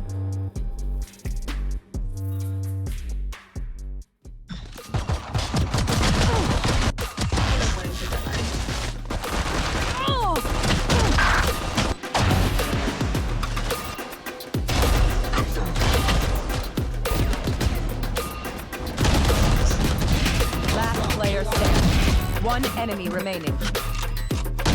My ult's ready. Seconds left.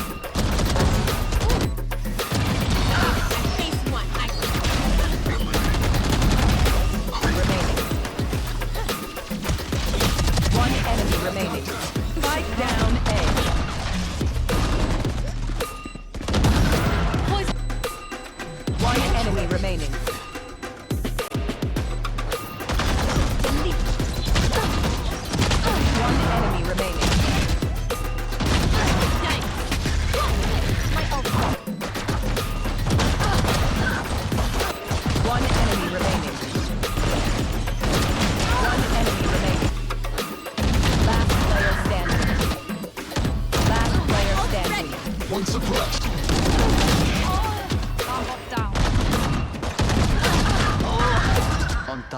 One enemy remaining. Last player standing. Stay down. Enemy. Get money.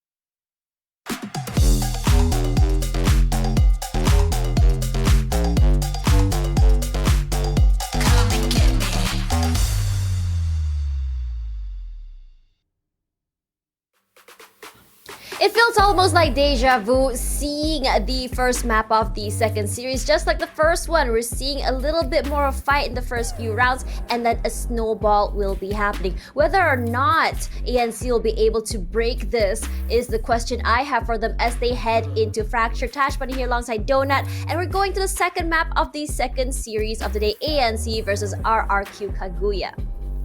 Yeah, Fracture is going to be an exciting map because I think we mentioned this during the panel, right? That RRQ is the perfect team to play Fracture because of how they play, and I think we saw that earlier in the map of Pearl. They weren't moving a muscle, they were just standing their ground, and for a map like Fracture wherein there are a lot of entryways, you want to really play slow and steady. And with Ayumi in the last round of Pearl, just using an operator slowly but steadily, creeping on towards the site and getting those kills, that's going to be something that Anomaly No Charm should really be able to look out for, especially in RRQ's map pick. I think for Fracture, it's such a it's such a momentum heavy map. You can chain so many rounds in a row and you'll be left questioning how exactly are we going to be breaking these momentums. Again, I would say lurking, flanking is the name of the game. Pincering your enemies into an area will really give them a big disadvantage when it comes to taking up space. Now, the idea for a lot of teams coming into the bigger stages is to have one player lurking, whether it's toward arcade or toward drop, and the rest will be coming in from main or holding on to the site. Now, if your timing in terms of your rotations can be great, it can mean a good thing for you, and if not, it will quick spell disaster. Speaking of disaster, there's the no-no rope, according to Komodo during Ascension, where we saw a lot of players just getting shot down, of course, after the Boom Esports incident as well. So many people just crossing, getting shot over. The question now is whether or not people are going to be taking advantage of that rope still. Now, coming into the game today, I think that this is RRQ, as mentioned before, this is RRQ Kaguya's, I would say, one of their best maps. They are very aggressive, very, I would say, firepower heavy. They're not afraid to take up space, even on defense. What do you think ANC can do to counter this sort of play? I think what ANC can do is really try and capture how RRQ is playing, because they had that. They had a grasp of how RRQ was playing in the first few rounds. You mentioned this earlier. But in terms of the snowball, they also let go of the concept of how RRQ, and then they just play their own game, which sometimes can work with other opponents, but you also have to think like how RRQ thinks. And Raph mentioned they have a relationship with their opponents. They've been playing against them for quite a while, and Aluka and Aya used to be the duelist duo of NGX before and she Trix transferred used to be RRQ. And Trix used to be the coach for NGX as well. So, and she also played for a little while with them in Rising Hope. So there's a lot of history between these two teams. It's a tale of rivalry between these two, and it's just a matter of who will come up on top between these two teams. Now, coming back into, I would say, stats between the two teams here, RQ Kaguya so far has had a 67% win rate on Fracture. Not necessarily the best sort of win rates, but they have won against Global Esports Phoenix, previously against Orangutan X. I think they had some OTs with Full Set Sapphire, so it definitely does show that they do have enough experience coming onto this map. And meanwhile, for Fracture, for Anomaly No Charm, 60% win rate. But then again, the only team that the notable team they played against would be the Hero KDA, as well as Global Esports Phoenix, and they lost to both. So I'm just curious as to what exactly they have in mind when they come into a map as aggressive and as momentum heavy as this, because it seemed like in Pearl they weren't able to push the brakes and press stop to the momentum that is seen by RRQ Kaguya. And it's also to the point that whenever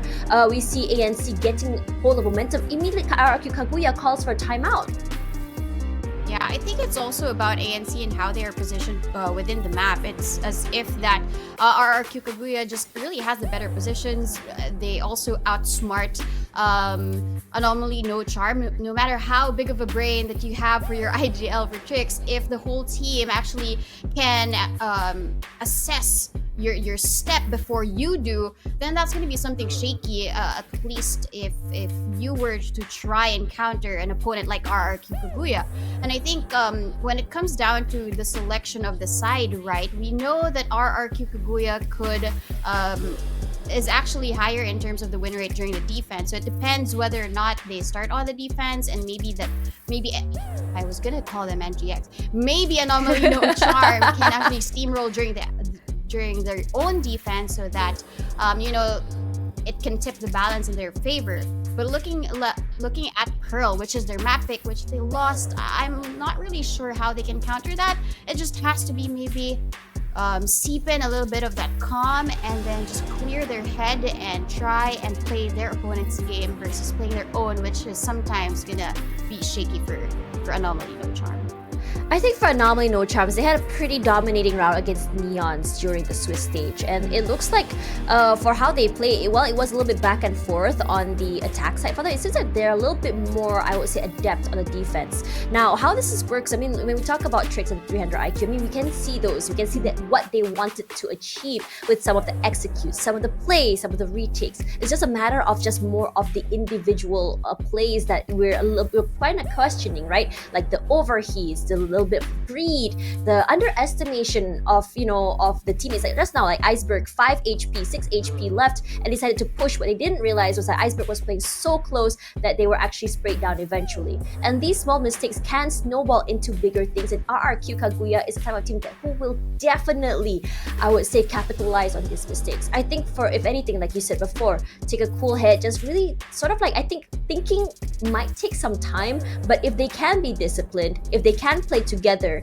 it can show, I would say, promise on them trying to at least take this map away from RRQ. Regardless, RRQ is one of those teams with immense experience when it comes into this game, and I would say, like, despite the fact that Anomaly No Charms has had a competitive experience, I would say that because the team just brought in maybe Tuya, or maybe just played together, I mean, only a few of them did play together, they do still have some new additions. Chemistry might not be there quite yet, so let's see what they're able to be pulling out of the bag.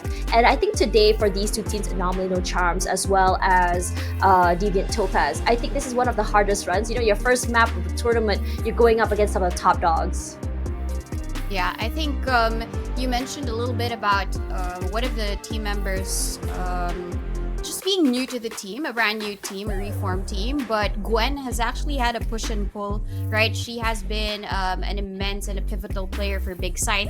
She has moved to NGX before, went back to Big Sight, and now they have reunited together. So the chemistry, I would say, in building that type of offense and that defense together isn't as strong. The foundation is there, but the building blocks really they're broken apart, and the puzzle is too complicated for you to fix in just a snap, right? Given the preparation here for Open 3. But in Fracture, at least, I think they do have some glimmers of hope.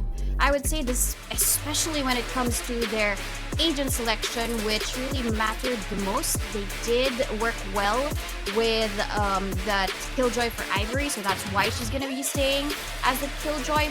But Gwen right now as the Breach might make all of the difference with Tricks as well as the Fade.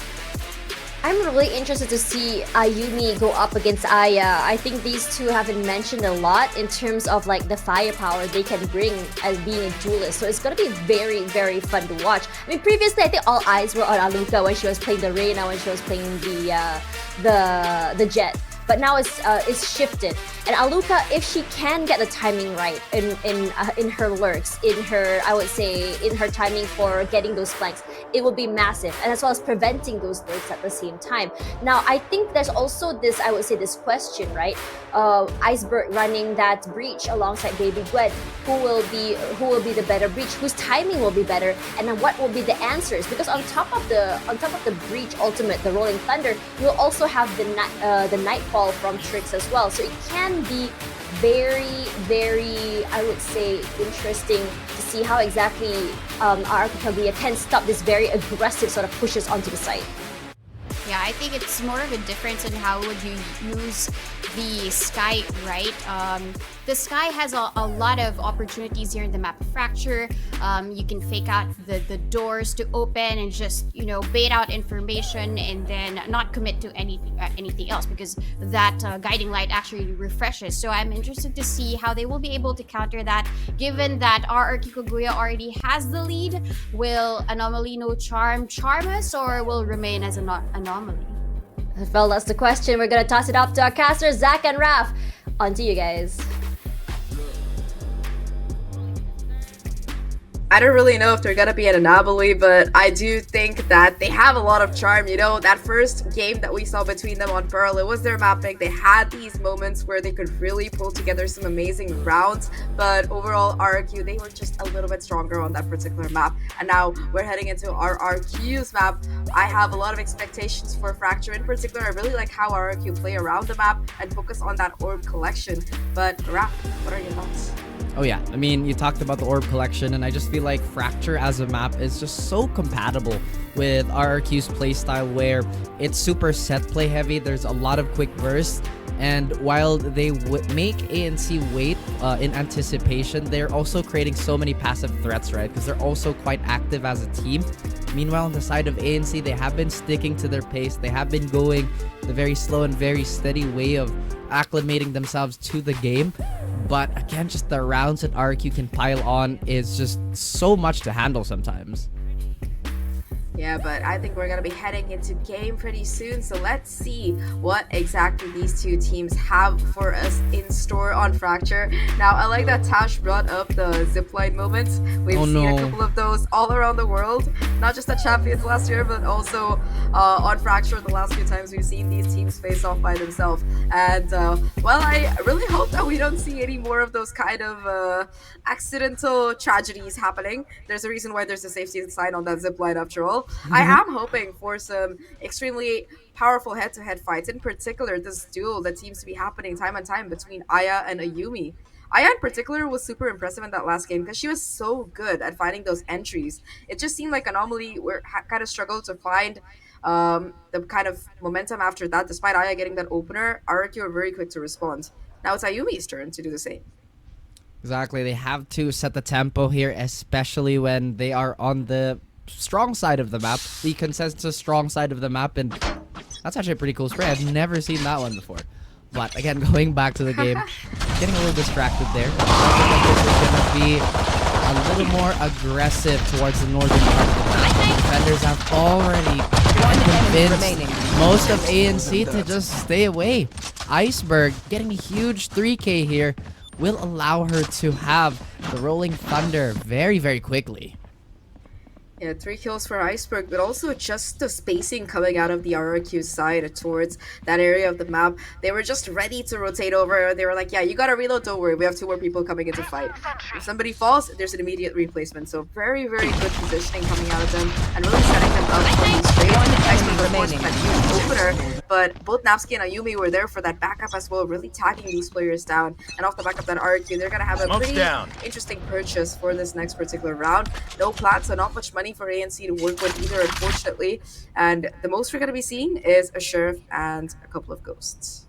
Very, very conservative buy here on the side of ANC. I feel like also the previous map they were forcing quite a few things, especially with very, very peculiar buys. Yes, the Bulldog and the Guardian can contend with the Vandal at longer ranges, but with a game like this that really comes down to the most minute advantages, it's hard to really execute that as well as you can. And Ayumi with her fabled share, Marshall is going to pretty much bring her judgment on all these players. Spike a down trick shot A. there, Zach. Last player standing. For sure was thinking that she's gonna fall right then and there, but one more parting gift for the rest of her team as Tuia struggling to stay alive here. Very, very low HP and not really too much to boot. Yeah, finally gonna be trying to go around that corner. Best just lying in wait. You saw how 2 players had their crosshairs trained like lasers waiting for Tuia to come out, and it will be another round without too much ado for RRQ. Sure, I think they lost one gun, but all things considered, it was pretty efficient to especially this last fadeaway from Ayumi and no scope to boot, to just be like, hey, you might take me down, but you're paying the price. They're gonna make it very, very expensive, and they do so indeed. Now, RRQ, they still have a decent bonus to work with, two Bulldogs as well as a Spectre, and in some of the areas of this map, in particular towards that tower area, these weapons could do quite a bit of damage. Now, however, it's going to be pressure applied towards the dish where Ayumi is so playing, does have the flashes to try and make her get away alive, and does do so in fact. Gets some information in exchange as well. ANC still once again hugging the north part of the map here as they want to explode towards satellite, but no. Dish is going to be served cold here for ANC. RRQ dancing and tapping away, and wow, Napsky actually finds a stray fight to Tricks there, so that's going to be a lot of the info game on the side of ANC being denied. I don't know about this. They have found an open road to Tricks already. RRQ setting themselves up for success, and now ANC, like you mentioned, rotating over towards the side of the map where there's still that Kaguya utility, as well as Iceberg lying in wait here towards this tower area. They haven't quite cleared it out. They go for the pinch, but it's not in time. Iceberg with that Bucky, making it sing out and getting a huge kill onto Ivory. Now the game is up. Finally, Gwen trying to kill her. Now there's Ayumi with the no scope as well. Aya able to take her down, but in a 1v2 situation, the spike having been dropped onto site, it's going to be very, very difficult for Aya to retrieve it, especially with the clock ticking down. And only has 4 bullets left in the magazine here. Might have to reload soon, as ANC still trying to lick their wounds 10 here. seconds left. Do get the consolation prize of getting the spike down and one more charge for Aya's Blade Storm. However, it's still a 1v2. Looking a little dicey as that reload still has not come into play. I'm hoping that doesn't bite her in the back. Can't really be too cautious in the situation too, as she has no info coming into this. Now Iceberg still wary of this tower position. A hit is gonna come, and that's one. Oh no, it's gonna be a bit of a delay here. Forced to swing. She Don't interrupt my work. You talked about the 6 players, Zach. There you go. We need to start keeping a scoreboard for the number of turret kills like they do for other tournaments. But yeah, that's going to be the first one today. Aluka's turret cleaning house there and winning RRQ bonus round. Really, really nicely played by them. Especially it was fighting on the side. Now that they have the advantage in numbers, they were happy to take the fight with the lesser weaponry, go for these crucial trades. And while Aya tries to clutch it out, does in fact isolate that 1v1 and gets it. The turret is just a little bit too much for her to deal with at that low HP. And RRQ, they're gonna walk away with the round. Not just that, even though they lost all of their players, remember that was their bonus. So everybody's just like, yeah, more upgrades for me. In particular, Ayumi with this operator. That's gonna be something to look out for. Already going aggressive, finding the kill, gets pushed by the Prowler back, but it's not gonna matter as that first blood still goes in favor of Ayumi, and she wants more. She might get a second here, but not landing the follow-up shot. However, one is enough, and they have to lose Ivory here. Ivory, once again, being removed from play is going to open up the flanks of ANC and is going to allow RRQ much more movement.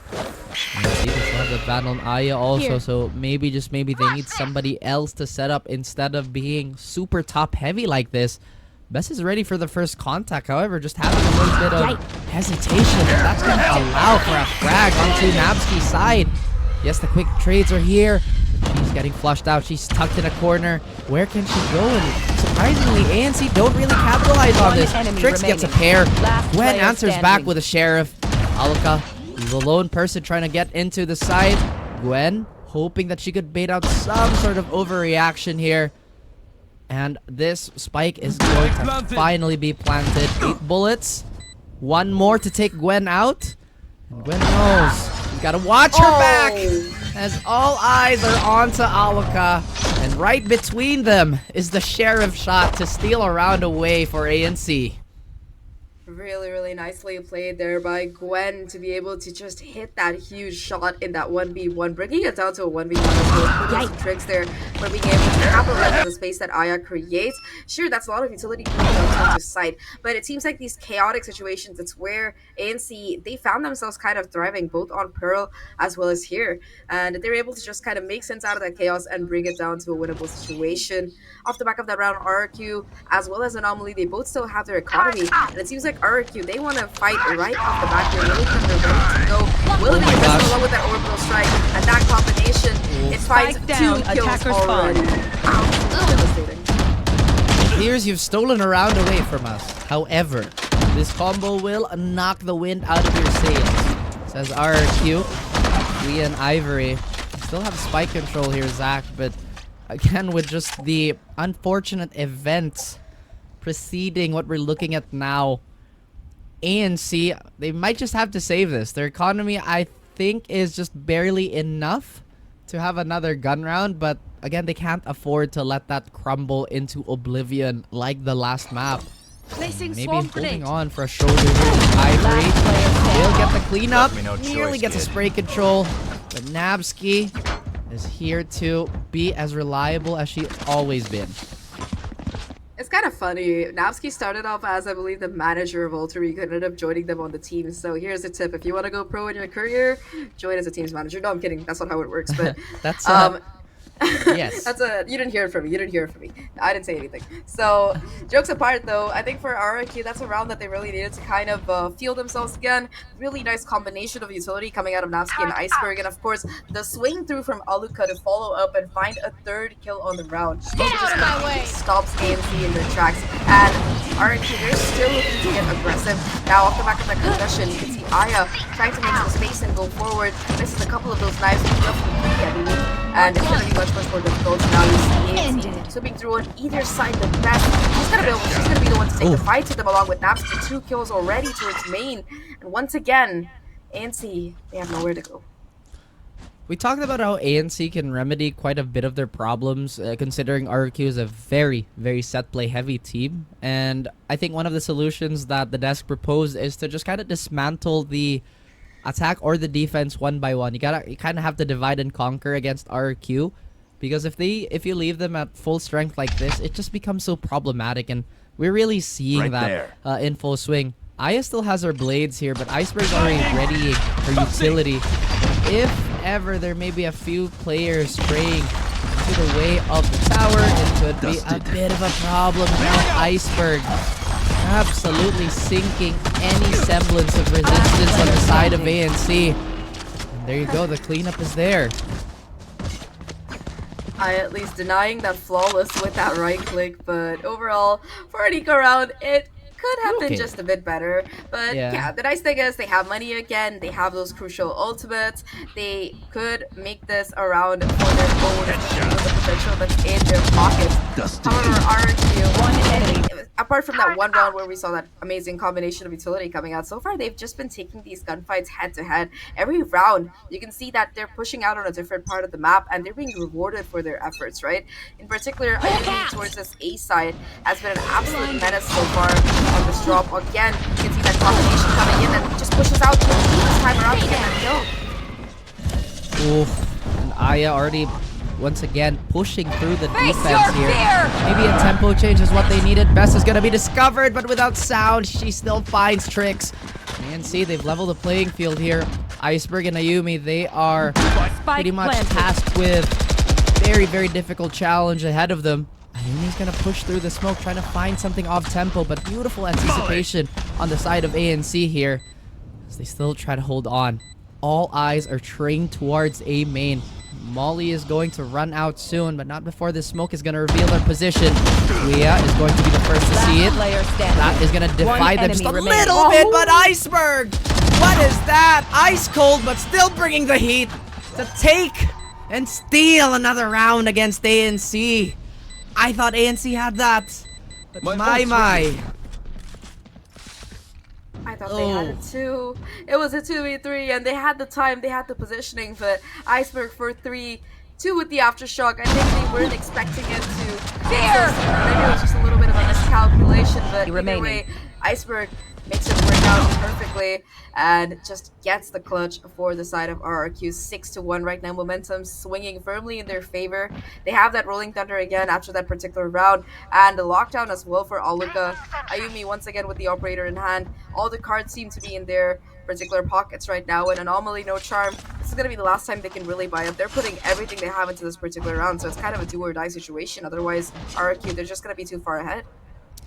As you mentioned, the cards are in play, but have ANC been dealt the dead man's hand, and have RRQ used up all their aces? As ANC, they're still trying to mount a comeback here. You've mentioned their margin for error is just slowly dwindling. They do have that rolling thunder and that lockdown towards them. Looks like they're gonna try and get full contact here. Tuia does finally get best and saving her teammate. Nabsky very, very low on health already. And Tuia, the rest of ANC cleaning up sight. RQ forced back just a tiny bit. Quite a few heroics have been displayed by Iceberg here. Can she replicate that? Trix could be caught off guard, and Iceberg sees her eye to eye before putting one between her eyes. Ivory setting up the lockdown here, but a symphony of ultimates as Nabsky's gonna run right through him. ANC again against Iceberg, this time with a lot less time and a lot more cushion. So this just could be the round where they finally slay Iceberg and get vengeance for that clutch. And it looks like they're not risking anything whatsoever, Zach. Yeah, fool me one, shame on you, fool me one, shame on me. And Iceberg just running into sight, possibly hoping to die to that spike and maybe get a kill or two in the process. But yeah, it's got to be another round for ANC. Sure, they invested quite a bit in it, but overall, really, really cleanly played for them, especially with that rolling thunder and lockdown combination. It looks very rough, but Aya found the timing, took down Nabsky there, and after that, it was just easy sailing coming out of this particular team. You also saw the orbital strike come out from Anomaly No Charm to deny the usefulness. So they did invest every single ult they had, but at least they walk away with a round in exchange. So it could be worse. They're going to be able to build up a little bit of cushion on their economy as well, with 3 of their players remaining alive. But for the side of RRQ, they still have enough in the bank for that operator. That they do, and they choose to invest onto Ayumi here, which is always providing returns. Yet again, we see RRQ leaving pretty much the northern side of the map, letting ANC go about as they please, but Ayumi anticipating the lurk here. Ivory may be at the wrong end of this lurk yet again, but she's feeling, again, a little bit of danger here. Ayumi, who is gonna run into who first with the gun? The barrel, it sticks out! And Ivory has been discovered. Oh no, indeed. Yet another plan potentially soiled by RRQ. And with that Killjoy, with that lurk player going down, there's so much potential of a reverse push coming in, so they have to make their way onto the side, but Aluka is sitting pretty in that tower with the judge. It's just going to be too much for these players of ANC to deal with. Iceberg sweeping in for the cleanup to find those last couple of kills will get RRQ to 7. Just the pressure that RRQ are applying, not just on the map, but also with regards to time. It's really, really nice. The way they're cycling their utility to deny those pushes coming in, and just the positioning that they have with each other, phenomenal. Often you do see, especially in the tower area, a player just kind of left alone as a sentry kind of play. And the thing is that before going down, they always find a killer or two, if at all they do go down. So it's the same kind of tactic that we saw on that previous map of Pearl on that B side, with Best just playing that anchor position. So they really excel at it. The shuffle has definitely been going in the favor of RRQ, but I cannot believe that shot didn't hit. And I can't believe those blades missed. But remember, sometimes you can't sacrifice power for precision, so bring out that shorty and get that freebie.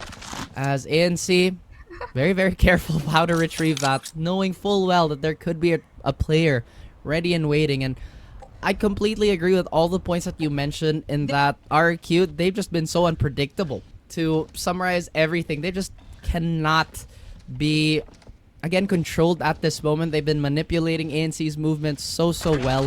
And ANC, sometimes it feels like they're running into all these RRQ stacks way too often. And as I say that, Alta is going to deny Aya of any presence whatsoever. The sheriff shots, they're hoping to ring true. With their hopes and dreams and 6 bullets, they find a pair of kills here. Iceberg and Bess, yet again in a 2 versus the world. But Trix, look at this, has an operator. Placing swarm grenade. It's gonna be 2 weapons picked up, and it's gonna be ANC setting up for that post plant, holding down these crossfires that are so crucial for Best and Iceberg. No ults available, though they at least do have almost a full kit of utility. In particular, those flashes that get remaining. and dislodging Trix, but they choose not to use it. They perhaps didn't expect Trix to be holding down that particular angle, and Iceberg is paying for it with their life. Now it's just Best in a 1v4 and make that a 1v0 as a Thrifty comes through for ANC. It's really, really sharp shooting on that B site. Absolutely. And ANC, they do have quite a bit of fight in them. It's just, I think adjustment speed has been their biggest enemy, at least in this point in time. One enemy remaining. Again, still very, very happy that they're approaching the game in a very, very methodical fashion. They're not necessarily bum rushing anything, and they're still very conscious of all the decisions they're making. So body language wise, ANC is still fantastic, but RRQ, they have been in the lead for quite some time now. Stim beacon down. Have held on so far, but it seems like there's signs of recovery. Once again, Aya able to capitalize and find that first split, although goes a little bit too far, too wide, punished for it by Ayumi and Napski. Thing about RRQ is, if there's one player around there, there's probably going to be another 2 for backup, and Aya just does not expect that 3-stack coming in towards that side of the map. Now, 2v4 scenario, Ivory and Trix versus the world here. No ultimates to work with on their side. They have to find these kills before they can even hope to get that spike down. Speaking of spike, it's gonna be gone. It is, and I think it's a bit of a peculiar choice to not work the clock here on the side of ANC. That was very, very big investment very quickly. They've repositioned, but this time just a little closer to the opposition. All eyes are actually trained on that fade. The spooky balloon, despite tagging nobody, provides maybe a full sense of security on the side of ANC. That was a very, very quick 4K on the side of Ayumi. Yeah, Ayumi just eats it up. Like, you don't give her those kind of chances. I feel like once Aya got that first blood, they were just like, yeah, let's just try to sweep onto side. We haven't like really tried these fast and heavy hits as much. Maybe they won't be expecting it. And lo and behold, RRQ, they were more than ready for it. Now in this final round for Anomaly, at least they have that orbital strike online. They're going to be able to have a buy, and they're one off the Rolling Thunder. So quite a bit that they have to work with. However, same could be said for Kaguya, because they have that lockdown 4 that retake, and now you're going to be seeing these kind of cringe TikTok updrafts that this time around, sadly for Ayumi, doesn't quite work. Hey, if it works, it's not cringe. If it doesn't work... I mean, cringe is a compliment, Ralph. Cringe is it really? It really is. Because it's just something that nobody expects, so it's exceptionally good. It's one of those things where it's kind of close. Now they're probably saying, Ayumi is so cringe, jumping over my smoke like that. Now she has the gall to fight in the smokes and gets another one, allowing RRQ to flood onto ANC. And ANC, they don't know what hit him. Switching sides. And very, very clean coming out of Ayumi there. But yes, that's going to be another 9-3 half. We seem to be kind of stocked up on these today, Raph. And with that being said, I don't know how exactly this is going to go for Anomaly. They're on the back foot. It's going to be a very, very difficult attempt to come back. But hey, that's why we have panelists to break it down.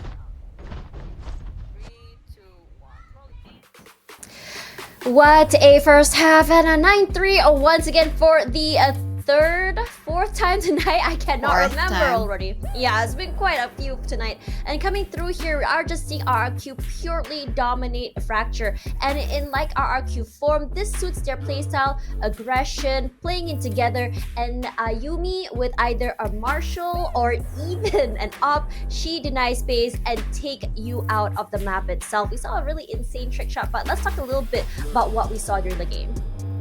Yeah, I think Ayumi, as you mentioned, she is just stellar with a scoped weapon, right? So that's why she also ADSs with a rifle, because precision is her name. But we want to also talk about Iceberg. Earlier, before the map actually started, you asked who will have the timing better for the breaches. It's actually Iceberg. She stopped anything that comes her way during the defense, and with that round, a specific win wherein she got 2 of the aftershock, just really pristine from her. She knows what utility to throw, where to peek, how to throw it, and I think everything else has been stopped because of her because of her shocks, right, and her stuns. And I guess when it comes down to the team of Anomaly, they have a lot to give, especially during the eco rounds. These nothing to lose rounds, they are so good at that. But there's more to show, especially during the second half. Yeah, and on top of that, I think that I really like how RRQ uses their utility for chaining. I mean, we saw some really interesting ones, especially during the round where they managed to chain the Rolling Thunder alongside the Orbital Strike, managed to get 3 out of the way. Now, coming into this game, I would say that it's more about just timing and tempo in RRQ's hands. Whether or not ANC is willing to challenge them for that and take it out of the way will be the question. But with such firepower coming in from RRQ, I would love to see more proactive plays coming through from ANC. Regardless, coming into the second half, let's see if ANC can pull the road back to map 3. Take it away, Raf and Zach.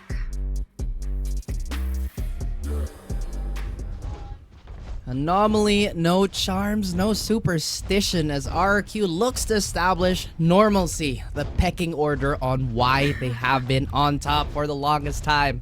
Welcome back, ladies and gents. My name is Raf, and of course, joined by the lovely, the wonderful Zach. How you doing? Very, very nice. All the games that we've had so far seem to be running along this 9-3 scoreline. Hopefully it doesn't end as quickly this time around, because Anomaly, no charm, they might not have had the greatest luck in a lot of these rounds, but it's gotten down to the wire. We've seen, like you talked about, Ralph, these set plays that we've seen coming out of RRQ Kaguya, it has served them well. But with this side swap coming in, they're going to be forced to play a little bit more dynamically on attack. Sure, they have their executes and stuff. Anomaly, no charm, they have quite a bit of an uphill climb, and it all starts with this pistol here. Already you can see RRQ looking to get quickly into this B site. All of them, in fact, just heading for this B mine area of the map. Luckily for ANC, this is where that Killjoy is positioned. So you have player number 6, aka Timmy the Turret, just lying in wait. Don't do it to me. I know how much damage you've caused already, as Ayumi already fed up of the turret presence, finding Ivory. So, clash of a sword and shield perhaps. ANC already operating on the back foot, but Trix does have timing here. Unfortunately, she's been discovered. Will still get that space out of respect. And RQ now have pretty much a superior post-plant position here. You can already see a lot of utility being burnt just to deny and just dissuade ANC. Trix got the half. IF has responded, finding Ayumi here. Everything nearly gets the defuse, but RQ at the very last moment pulls away, giving false hope to ANC. Yeah, that was some really, really nice post plan coming out of RRQ. In particular, Napsky with the molly as well as the sprays. There was a lot of smoke being committed. ANC, they immediately get half the stick through, but the combination of the nano swarms, you know, the aftershock, the molly from the brimstone, it's just a little bit too much to deal with, especially when you have 5 pistols spraying at you as well in the process. So, nice attempt by AMC for that pro stone fake moment, but RRQ, they've been around the block. They've pulled off a couple of those themselves, so they're not going to let it happen under their nose, not if they can help it. Now, 10-3, the plant came through for RRQ, so they're going to be going into this fully geared 3 Spectres, as well as a Phantom in Aluka's hand, so this is going to be pretty interesting. Again, they're just running it down on the site, and again, that Killjoy turret, it barely does any damage before going down. There's nobody on the site, nobody home, and RRQ, they're happy to deal with it. Absolutely, an Iceberg is going to get that plant down. One thing that we've noticed is that ANC's mid-round is fairly impressive and is quite adaptable, but RQ know this too. They have a lot of respect for ANC. They're just ending rounds as quickly as they can. They want to pretty much suffocate anybody opposing them.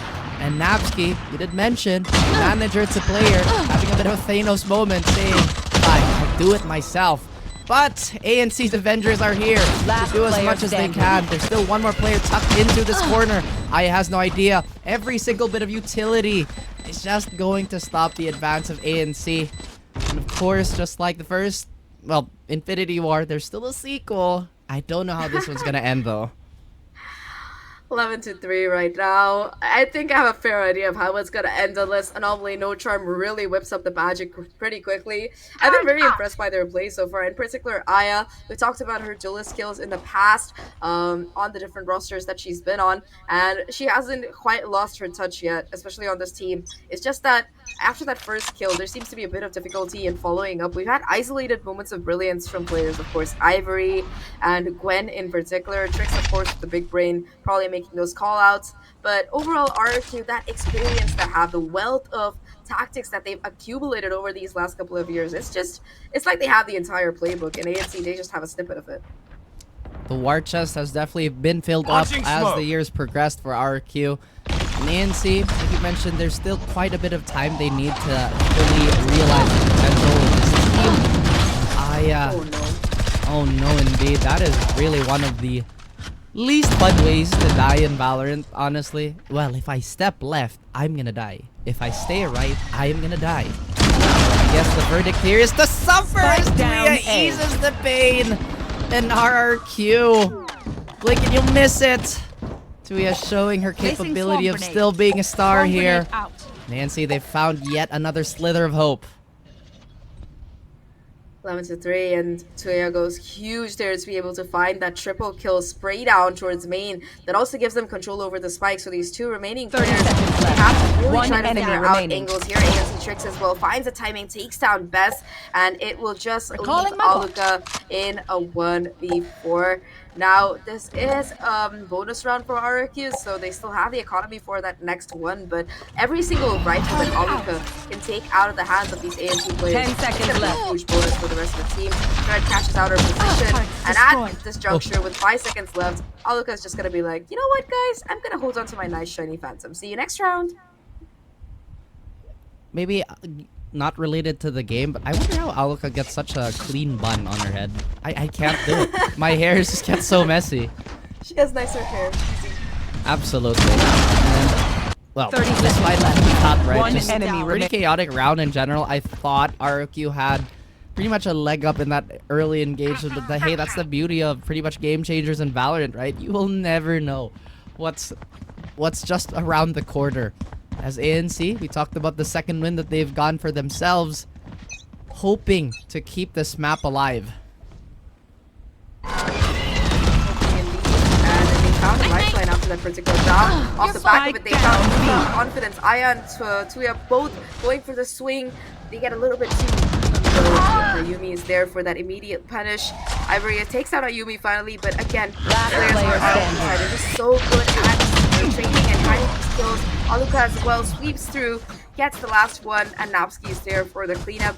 They might have lost control of this Match fight, point. but they still take down everybody surrounding it, and that will give RRQ match and series points. 12-4, one away from moving on in their upper bracket and moving on towards a place at Elite. My goodness. Again, Elite, not too far off either. So these rounds, they really do have so much bearing for them. Aya and Tuya, they do have some massive ults available to them. But RRQ, I can feel like they can smell blood in the water here. The judge is here. And we talked about how RRQ wants to nullify ANC's ability to adjust mid-round. So they might just go for a massive hit. Majority of RRQ, they're going to try and avoid that aggressive defense. And it seems they've already found their way towards B here. You see? Very patient. Waiting for that sound cue so that the orbital can go down. There. Nope. Oh, there it is. A little bit late. They do manage to delay that. I can't believe Trick still gets that too.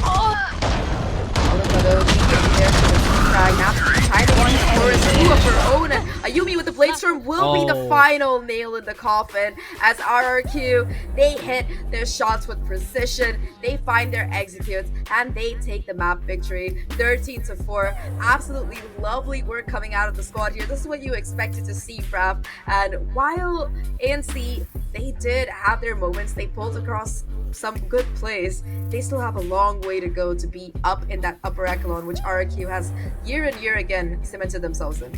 Absolutely, and again, just a little bit of a lore drop for some of our viewers there. I think Aluka still owes me and Taylor some tacos. She promised. I remember from last open. So, there you go, guys. Again, it's Me been too, a Aluka. very... Me too. Yeah, especially when we all hang out, right? But, of course, we are maybe cordially inviting the rest of our desk for those tacos. So, once again, guys, my name is Raf. That wonderful human being over there is Zach. We will be throwing it to our lovely panelists as well. So, see you guys.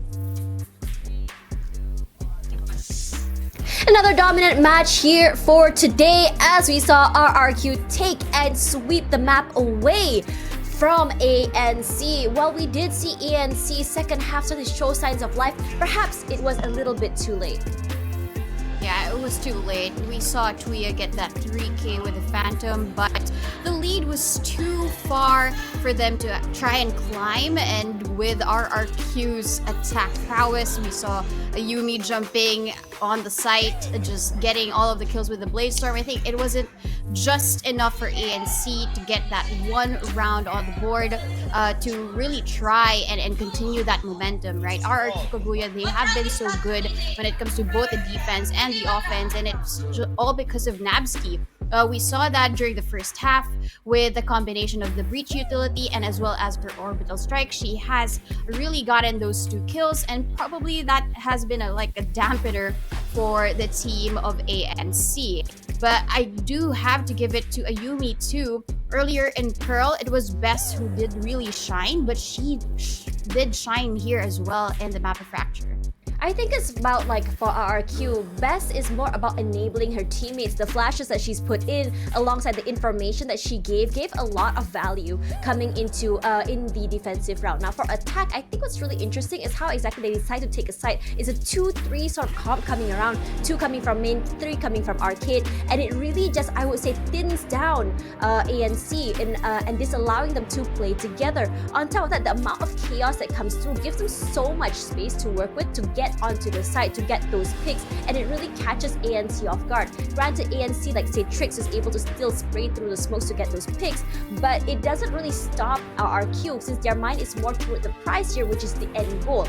Not having advantages means that they're just going to keep doing what they're doing and being sure to be extra vigilant about their surroundings. In a lot of situations as well, the speed that RRQ puts in terms of firepower, in terms of the speed and momentum, really catches ANC off guard. They're not able to respond or answer, and sometimes they don't necessarily expect Ayumi just updraft out of nowhere. And the updraft that was pointed out by, I believe it was Zach during I think toward the last half just now, it just gave a lot of value to them, because the updraft, while it didn't get or see anyone up there, it did give them information that no one is coming in toward that area. They must be on the other side. Regardless, I really gotta give it to RRQ on how exactly they play and how exactly they do or react to the information that they were able to collect. Yeah, I think the reaction also comes from Nabsky.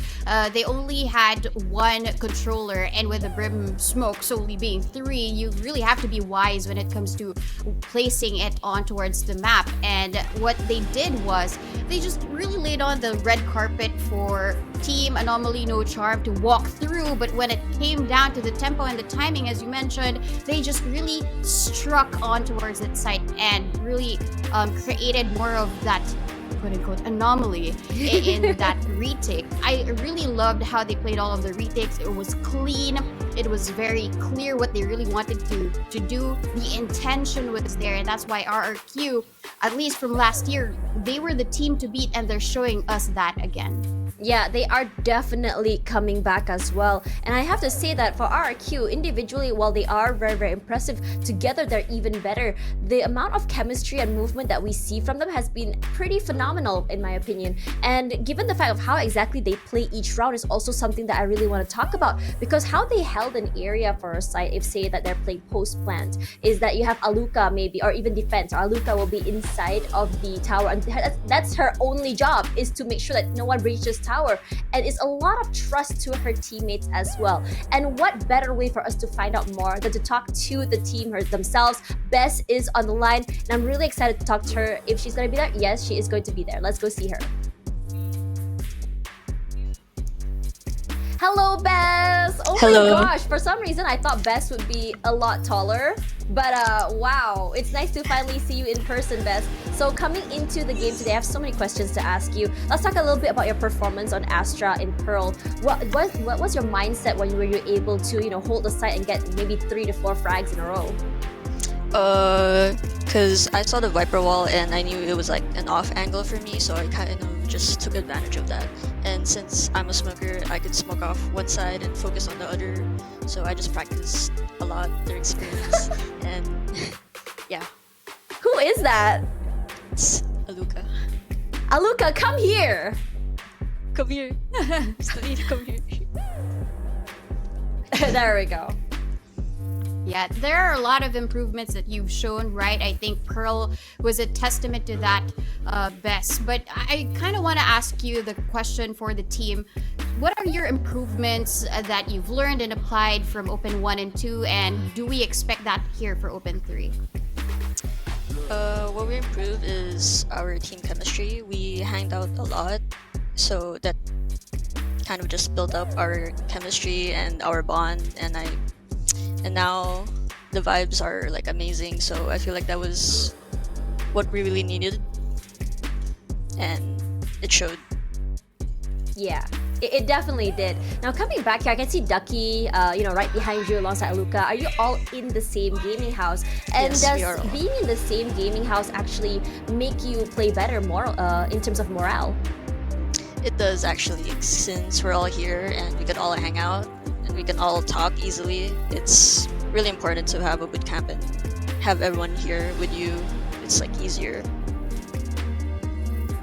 That's great. I think the chemistry has been showing, like the improvements from Open 1 and 2, and even the proximity to each other really helps out a lot.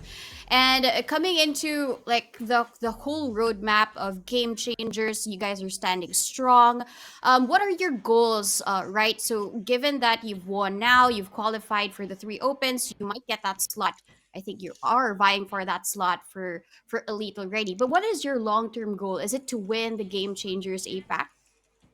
It is definitely to win. We all have that goal. And of course, we want to prove ourselves more than just game changers. We want to go beyond that.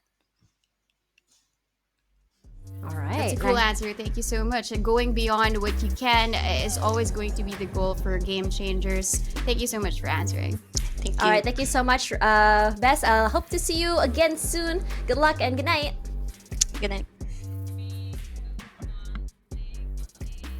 That is actually a very, very inspiring answer. Wanted to go beyond game changers, because usually when I interview teams, they're like, oh, I want to beat this team, I want to beat that team. But it does show us that what they want to work on, at least for 2023 and 2024, is definitely a lot bigger than game changers itself. Regardless, this is the end already of the whole broadcast tonight. 2 series for today, 2 zeros on both sides. I'm not sure if the secondary broadcast has ended. From what I heard, GEX has been knocked down to the lower bracket. Not too sure about the second half. And I think that for tomorrow, we are going to be seeing more games coming through here. We're going to be seeing the upper, I'm actually going to be seeing the lower round ones alongside, I think, some of the uppers of my finals. We have to check again for the schedule coming forward. But honestly, what do you think about the games today? Is it what you expected it to be? I really didn't expect two zeros to come in for today, right? We see brand new teams with a newly reformed structure for them. And I was really expecting for it to work. Excuse me. But I think the ones that stay up on top usually will claim that. And coming into the brackets here, I think we expected Team SMG to win, although we did expect a little bit of a fight from Deviant Topaz, which really didn't go in their favor, but they have a second chance. Yeah, so for now we have, as I mentioned earlier, GEX has been knocked down to lower bracket, so they will be meeting with Deviant Topaz, which is going to come up very soon. And then after, we're going to be seeing the loser from the Full Sense versus OGX come through as well toward the lower bracket at the same time. So the Full Sense and OGX, I have a feeling it's going to be a very, very long match. These two have a lot of history going up together, but honestly, NWJ and SMG, it's gonna be a banger. Yeah, I think this is going to be a banger, especially that NWJ, when it comes to Scythe, right? They have all of the perfect ingredients to create a dish. It's more of how do they find it? How do they know what the best recipe is to success to try and beat Team SMG? They might be the first one to try and knock them down in a series. We'll have to check for tomorrow. Yeah, that's right. First week of tomorrow. These are the games that we'll be seeing tomorrow. NWJ versus SMG on the first match, our first series for the day, followed by ANC versus TBD. As we can clearly see that the substream, or at least the secondary game, is still going on. So it's gonna be very fun for me. Just tune in before we go to bed tonight. Regardless, as we end the night tonight, thank you guys so much for spending time and watching the VCT Game Changers APAC. We need all of your support, especially for this platform, as we want to grow and give more space to the girls as well as the other minorities. Regardless, Tash Bunny here alongside Donut. We were your analysts for today, and hopefully we'll see you guys again soon. Good night, everyone, and see you guys tomorrow.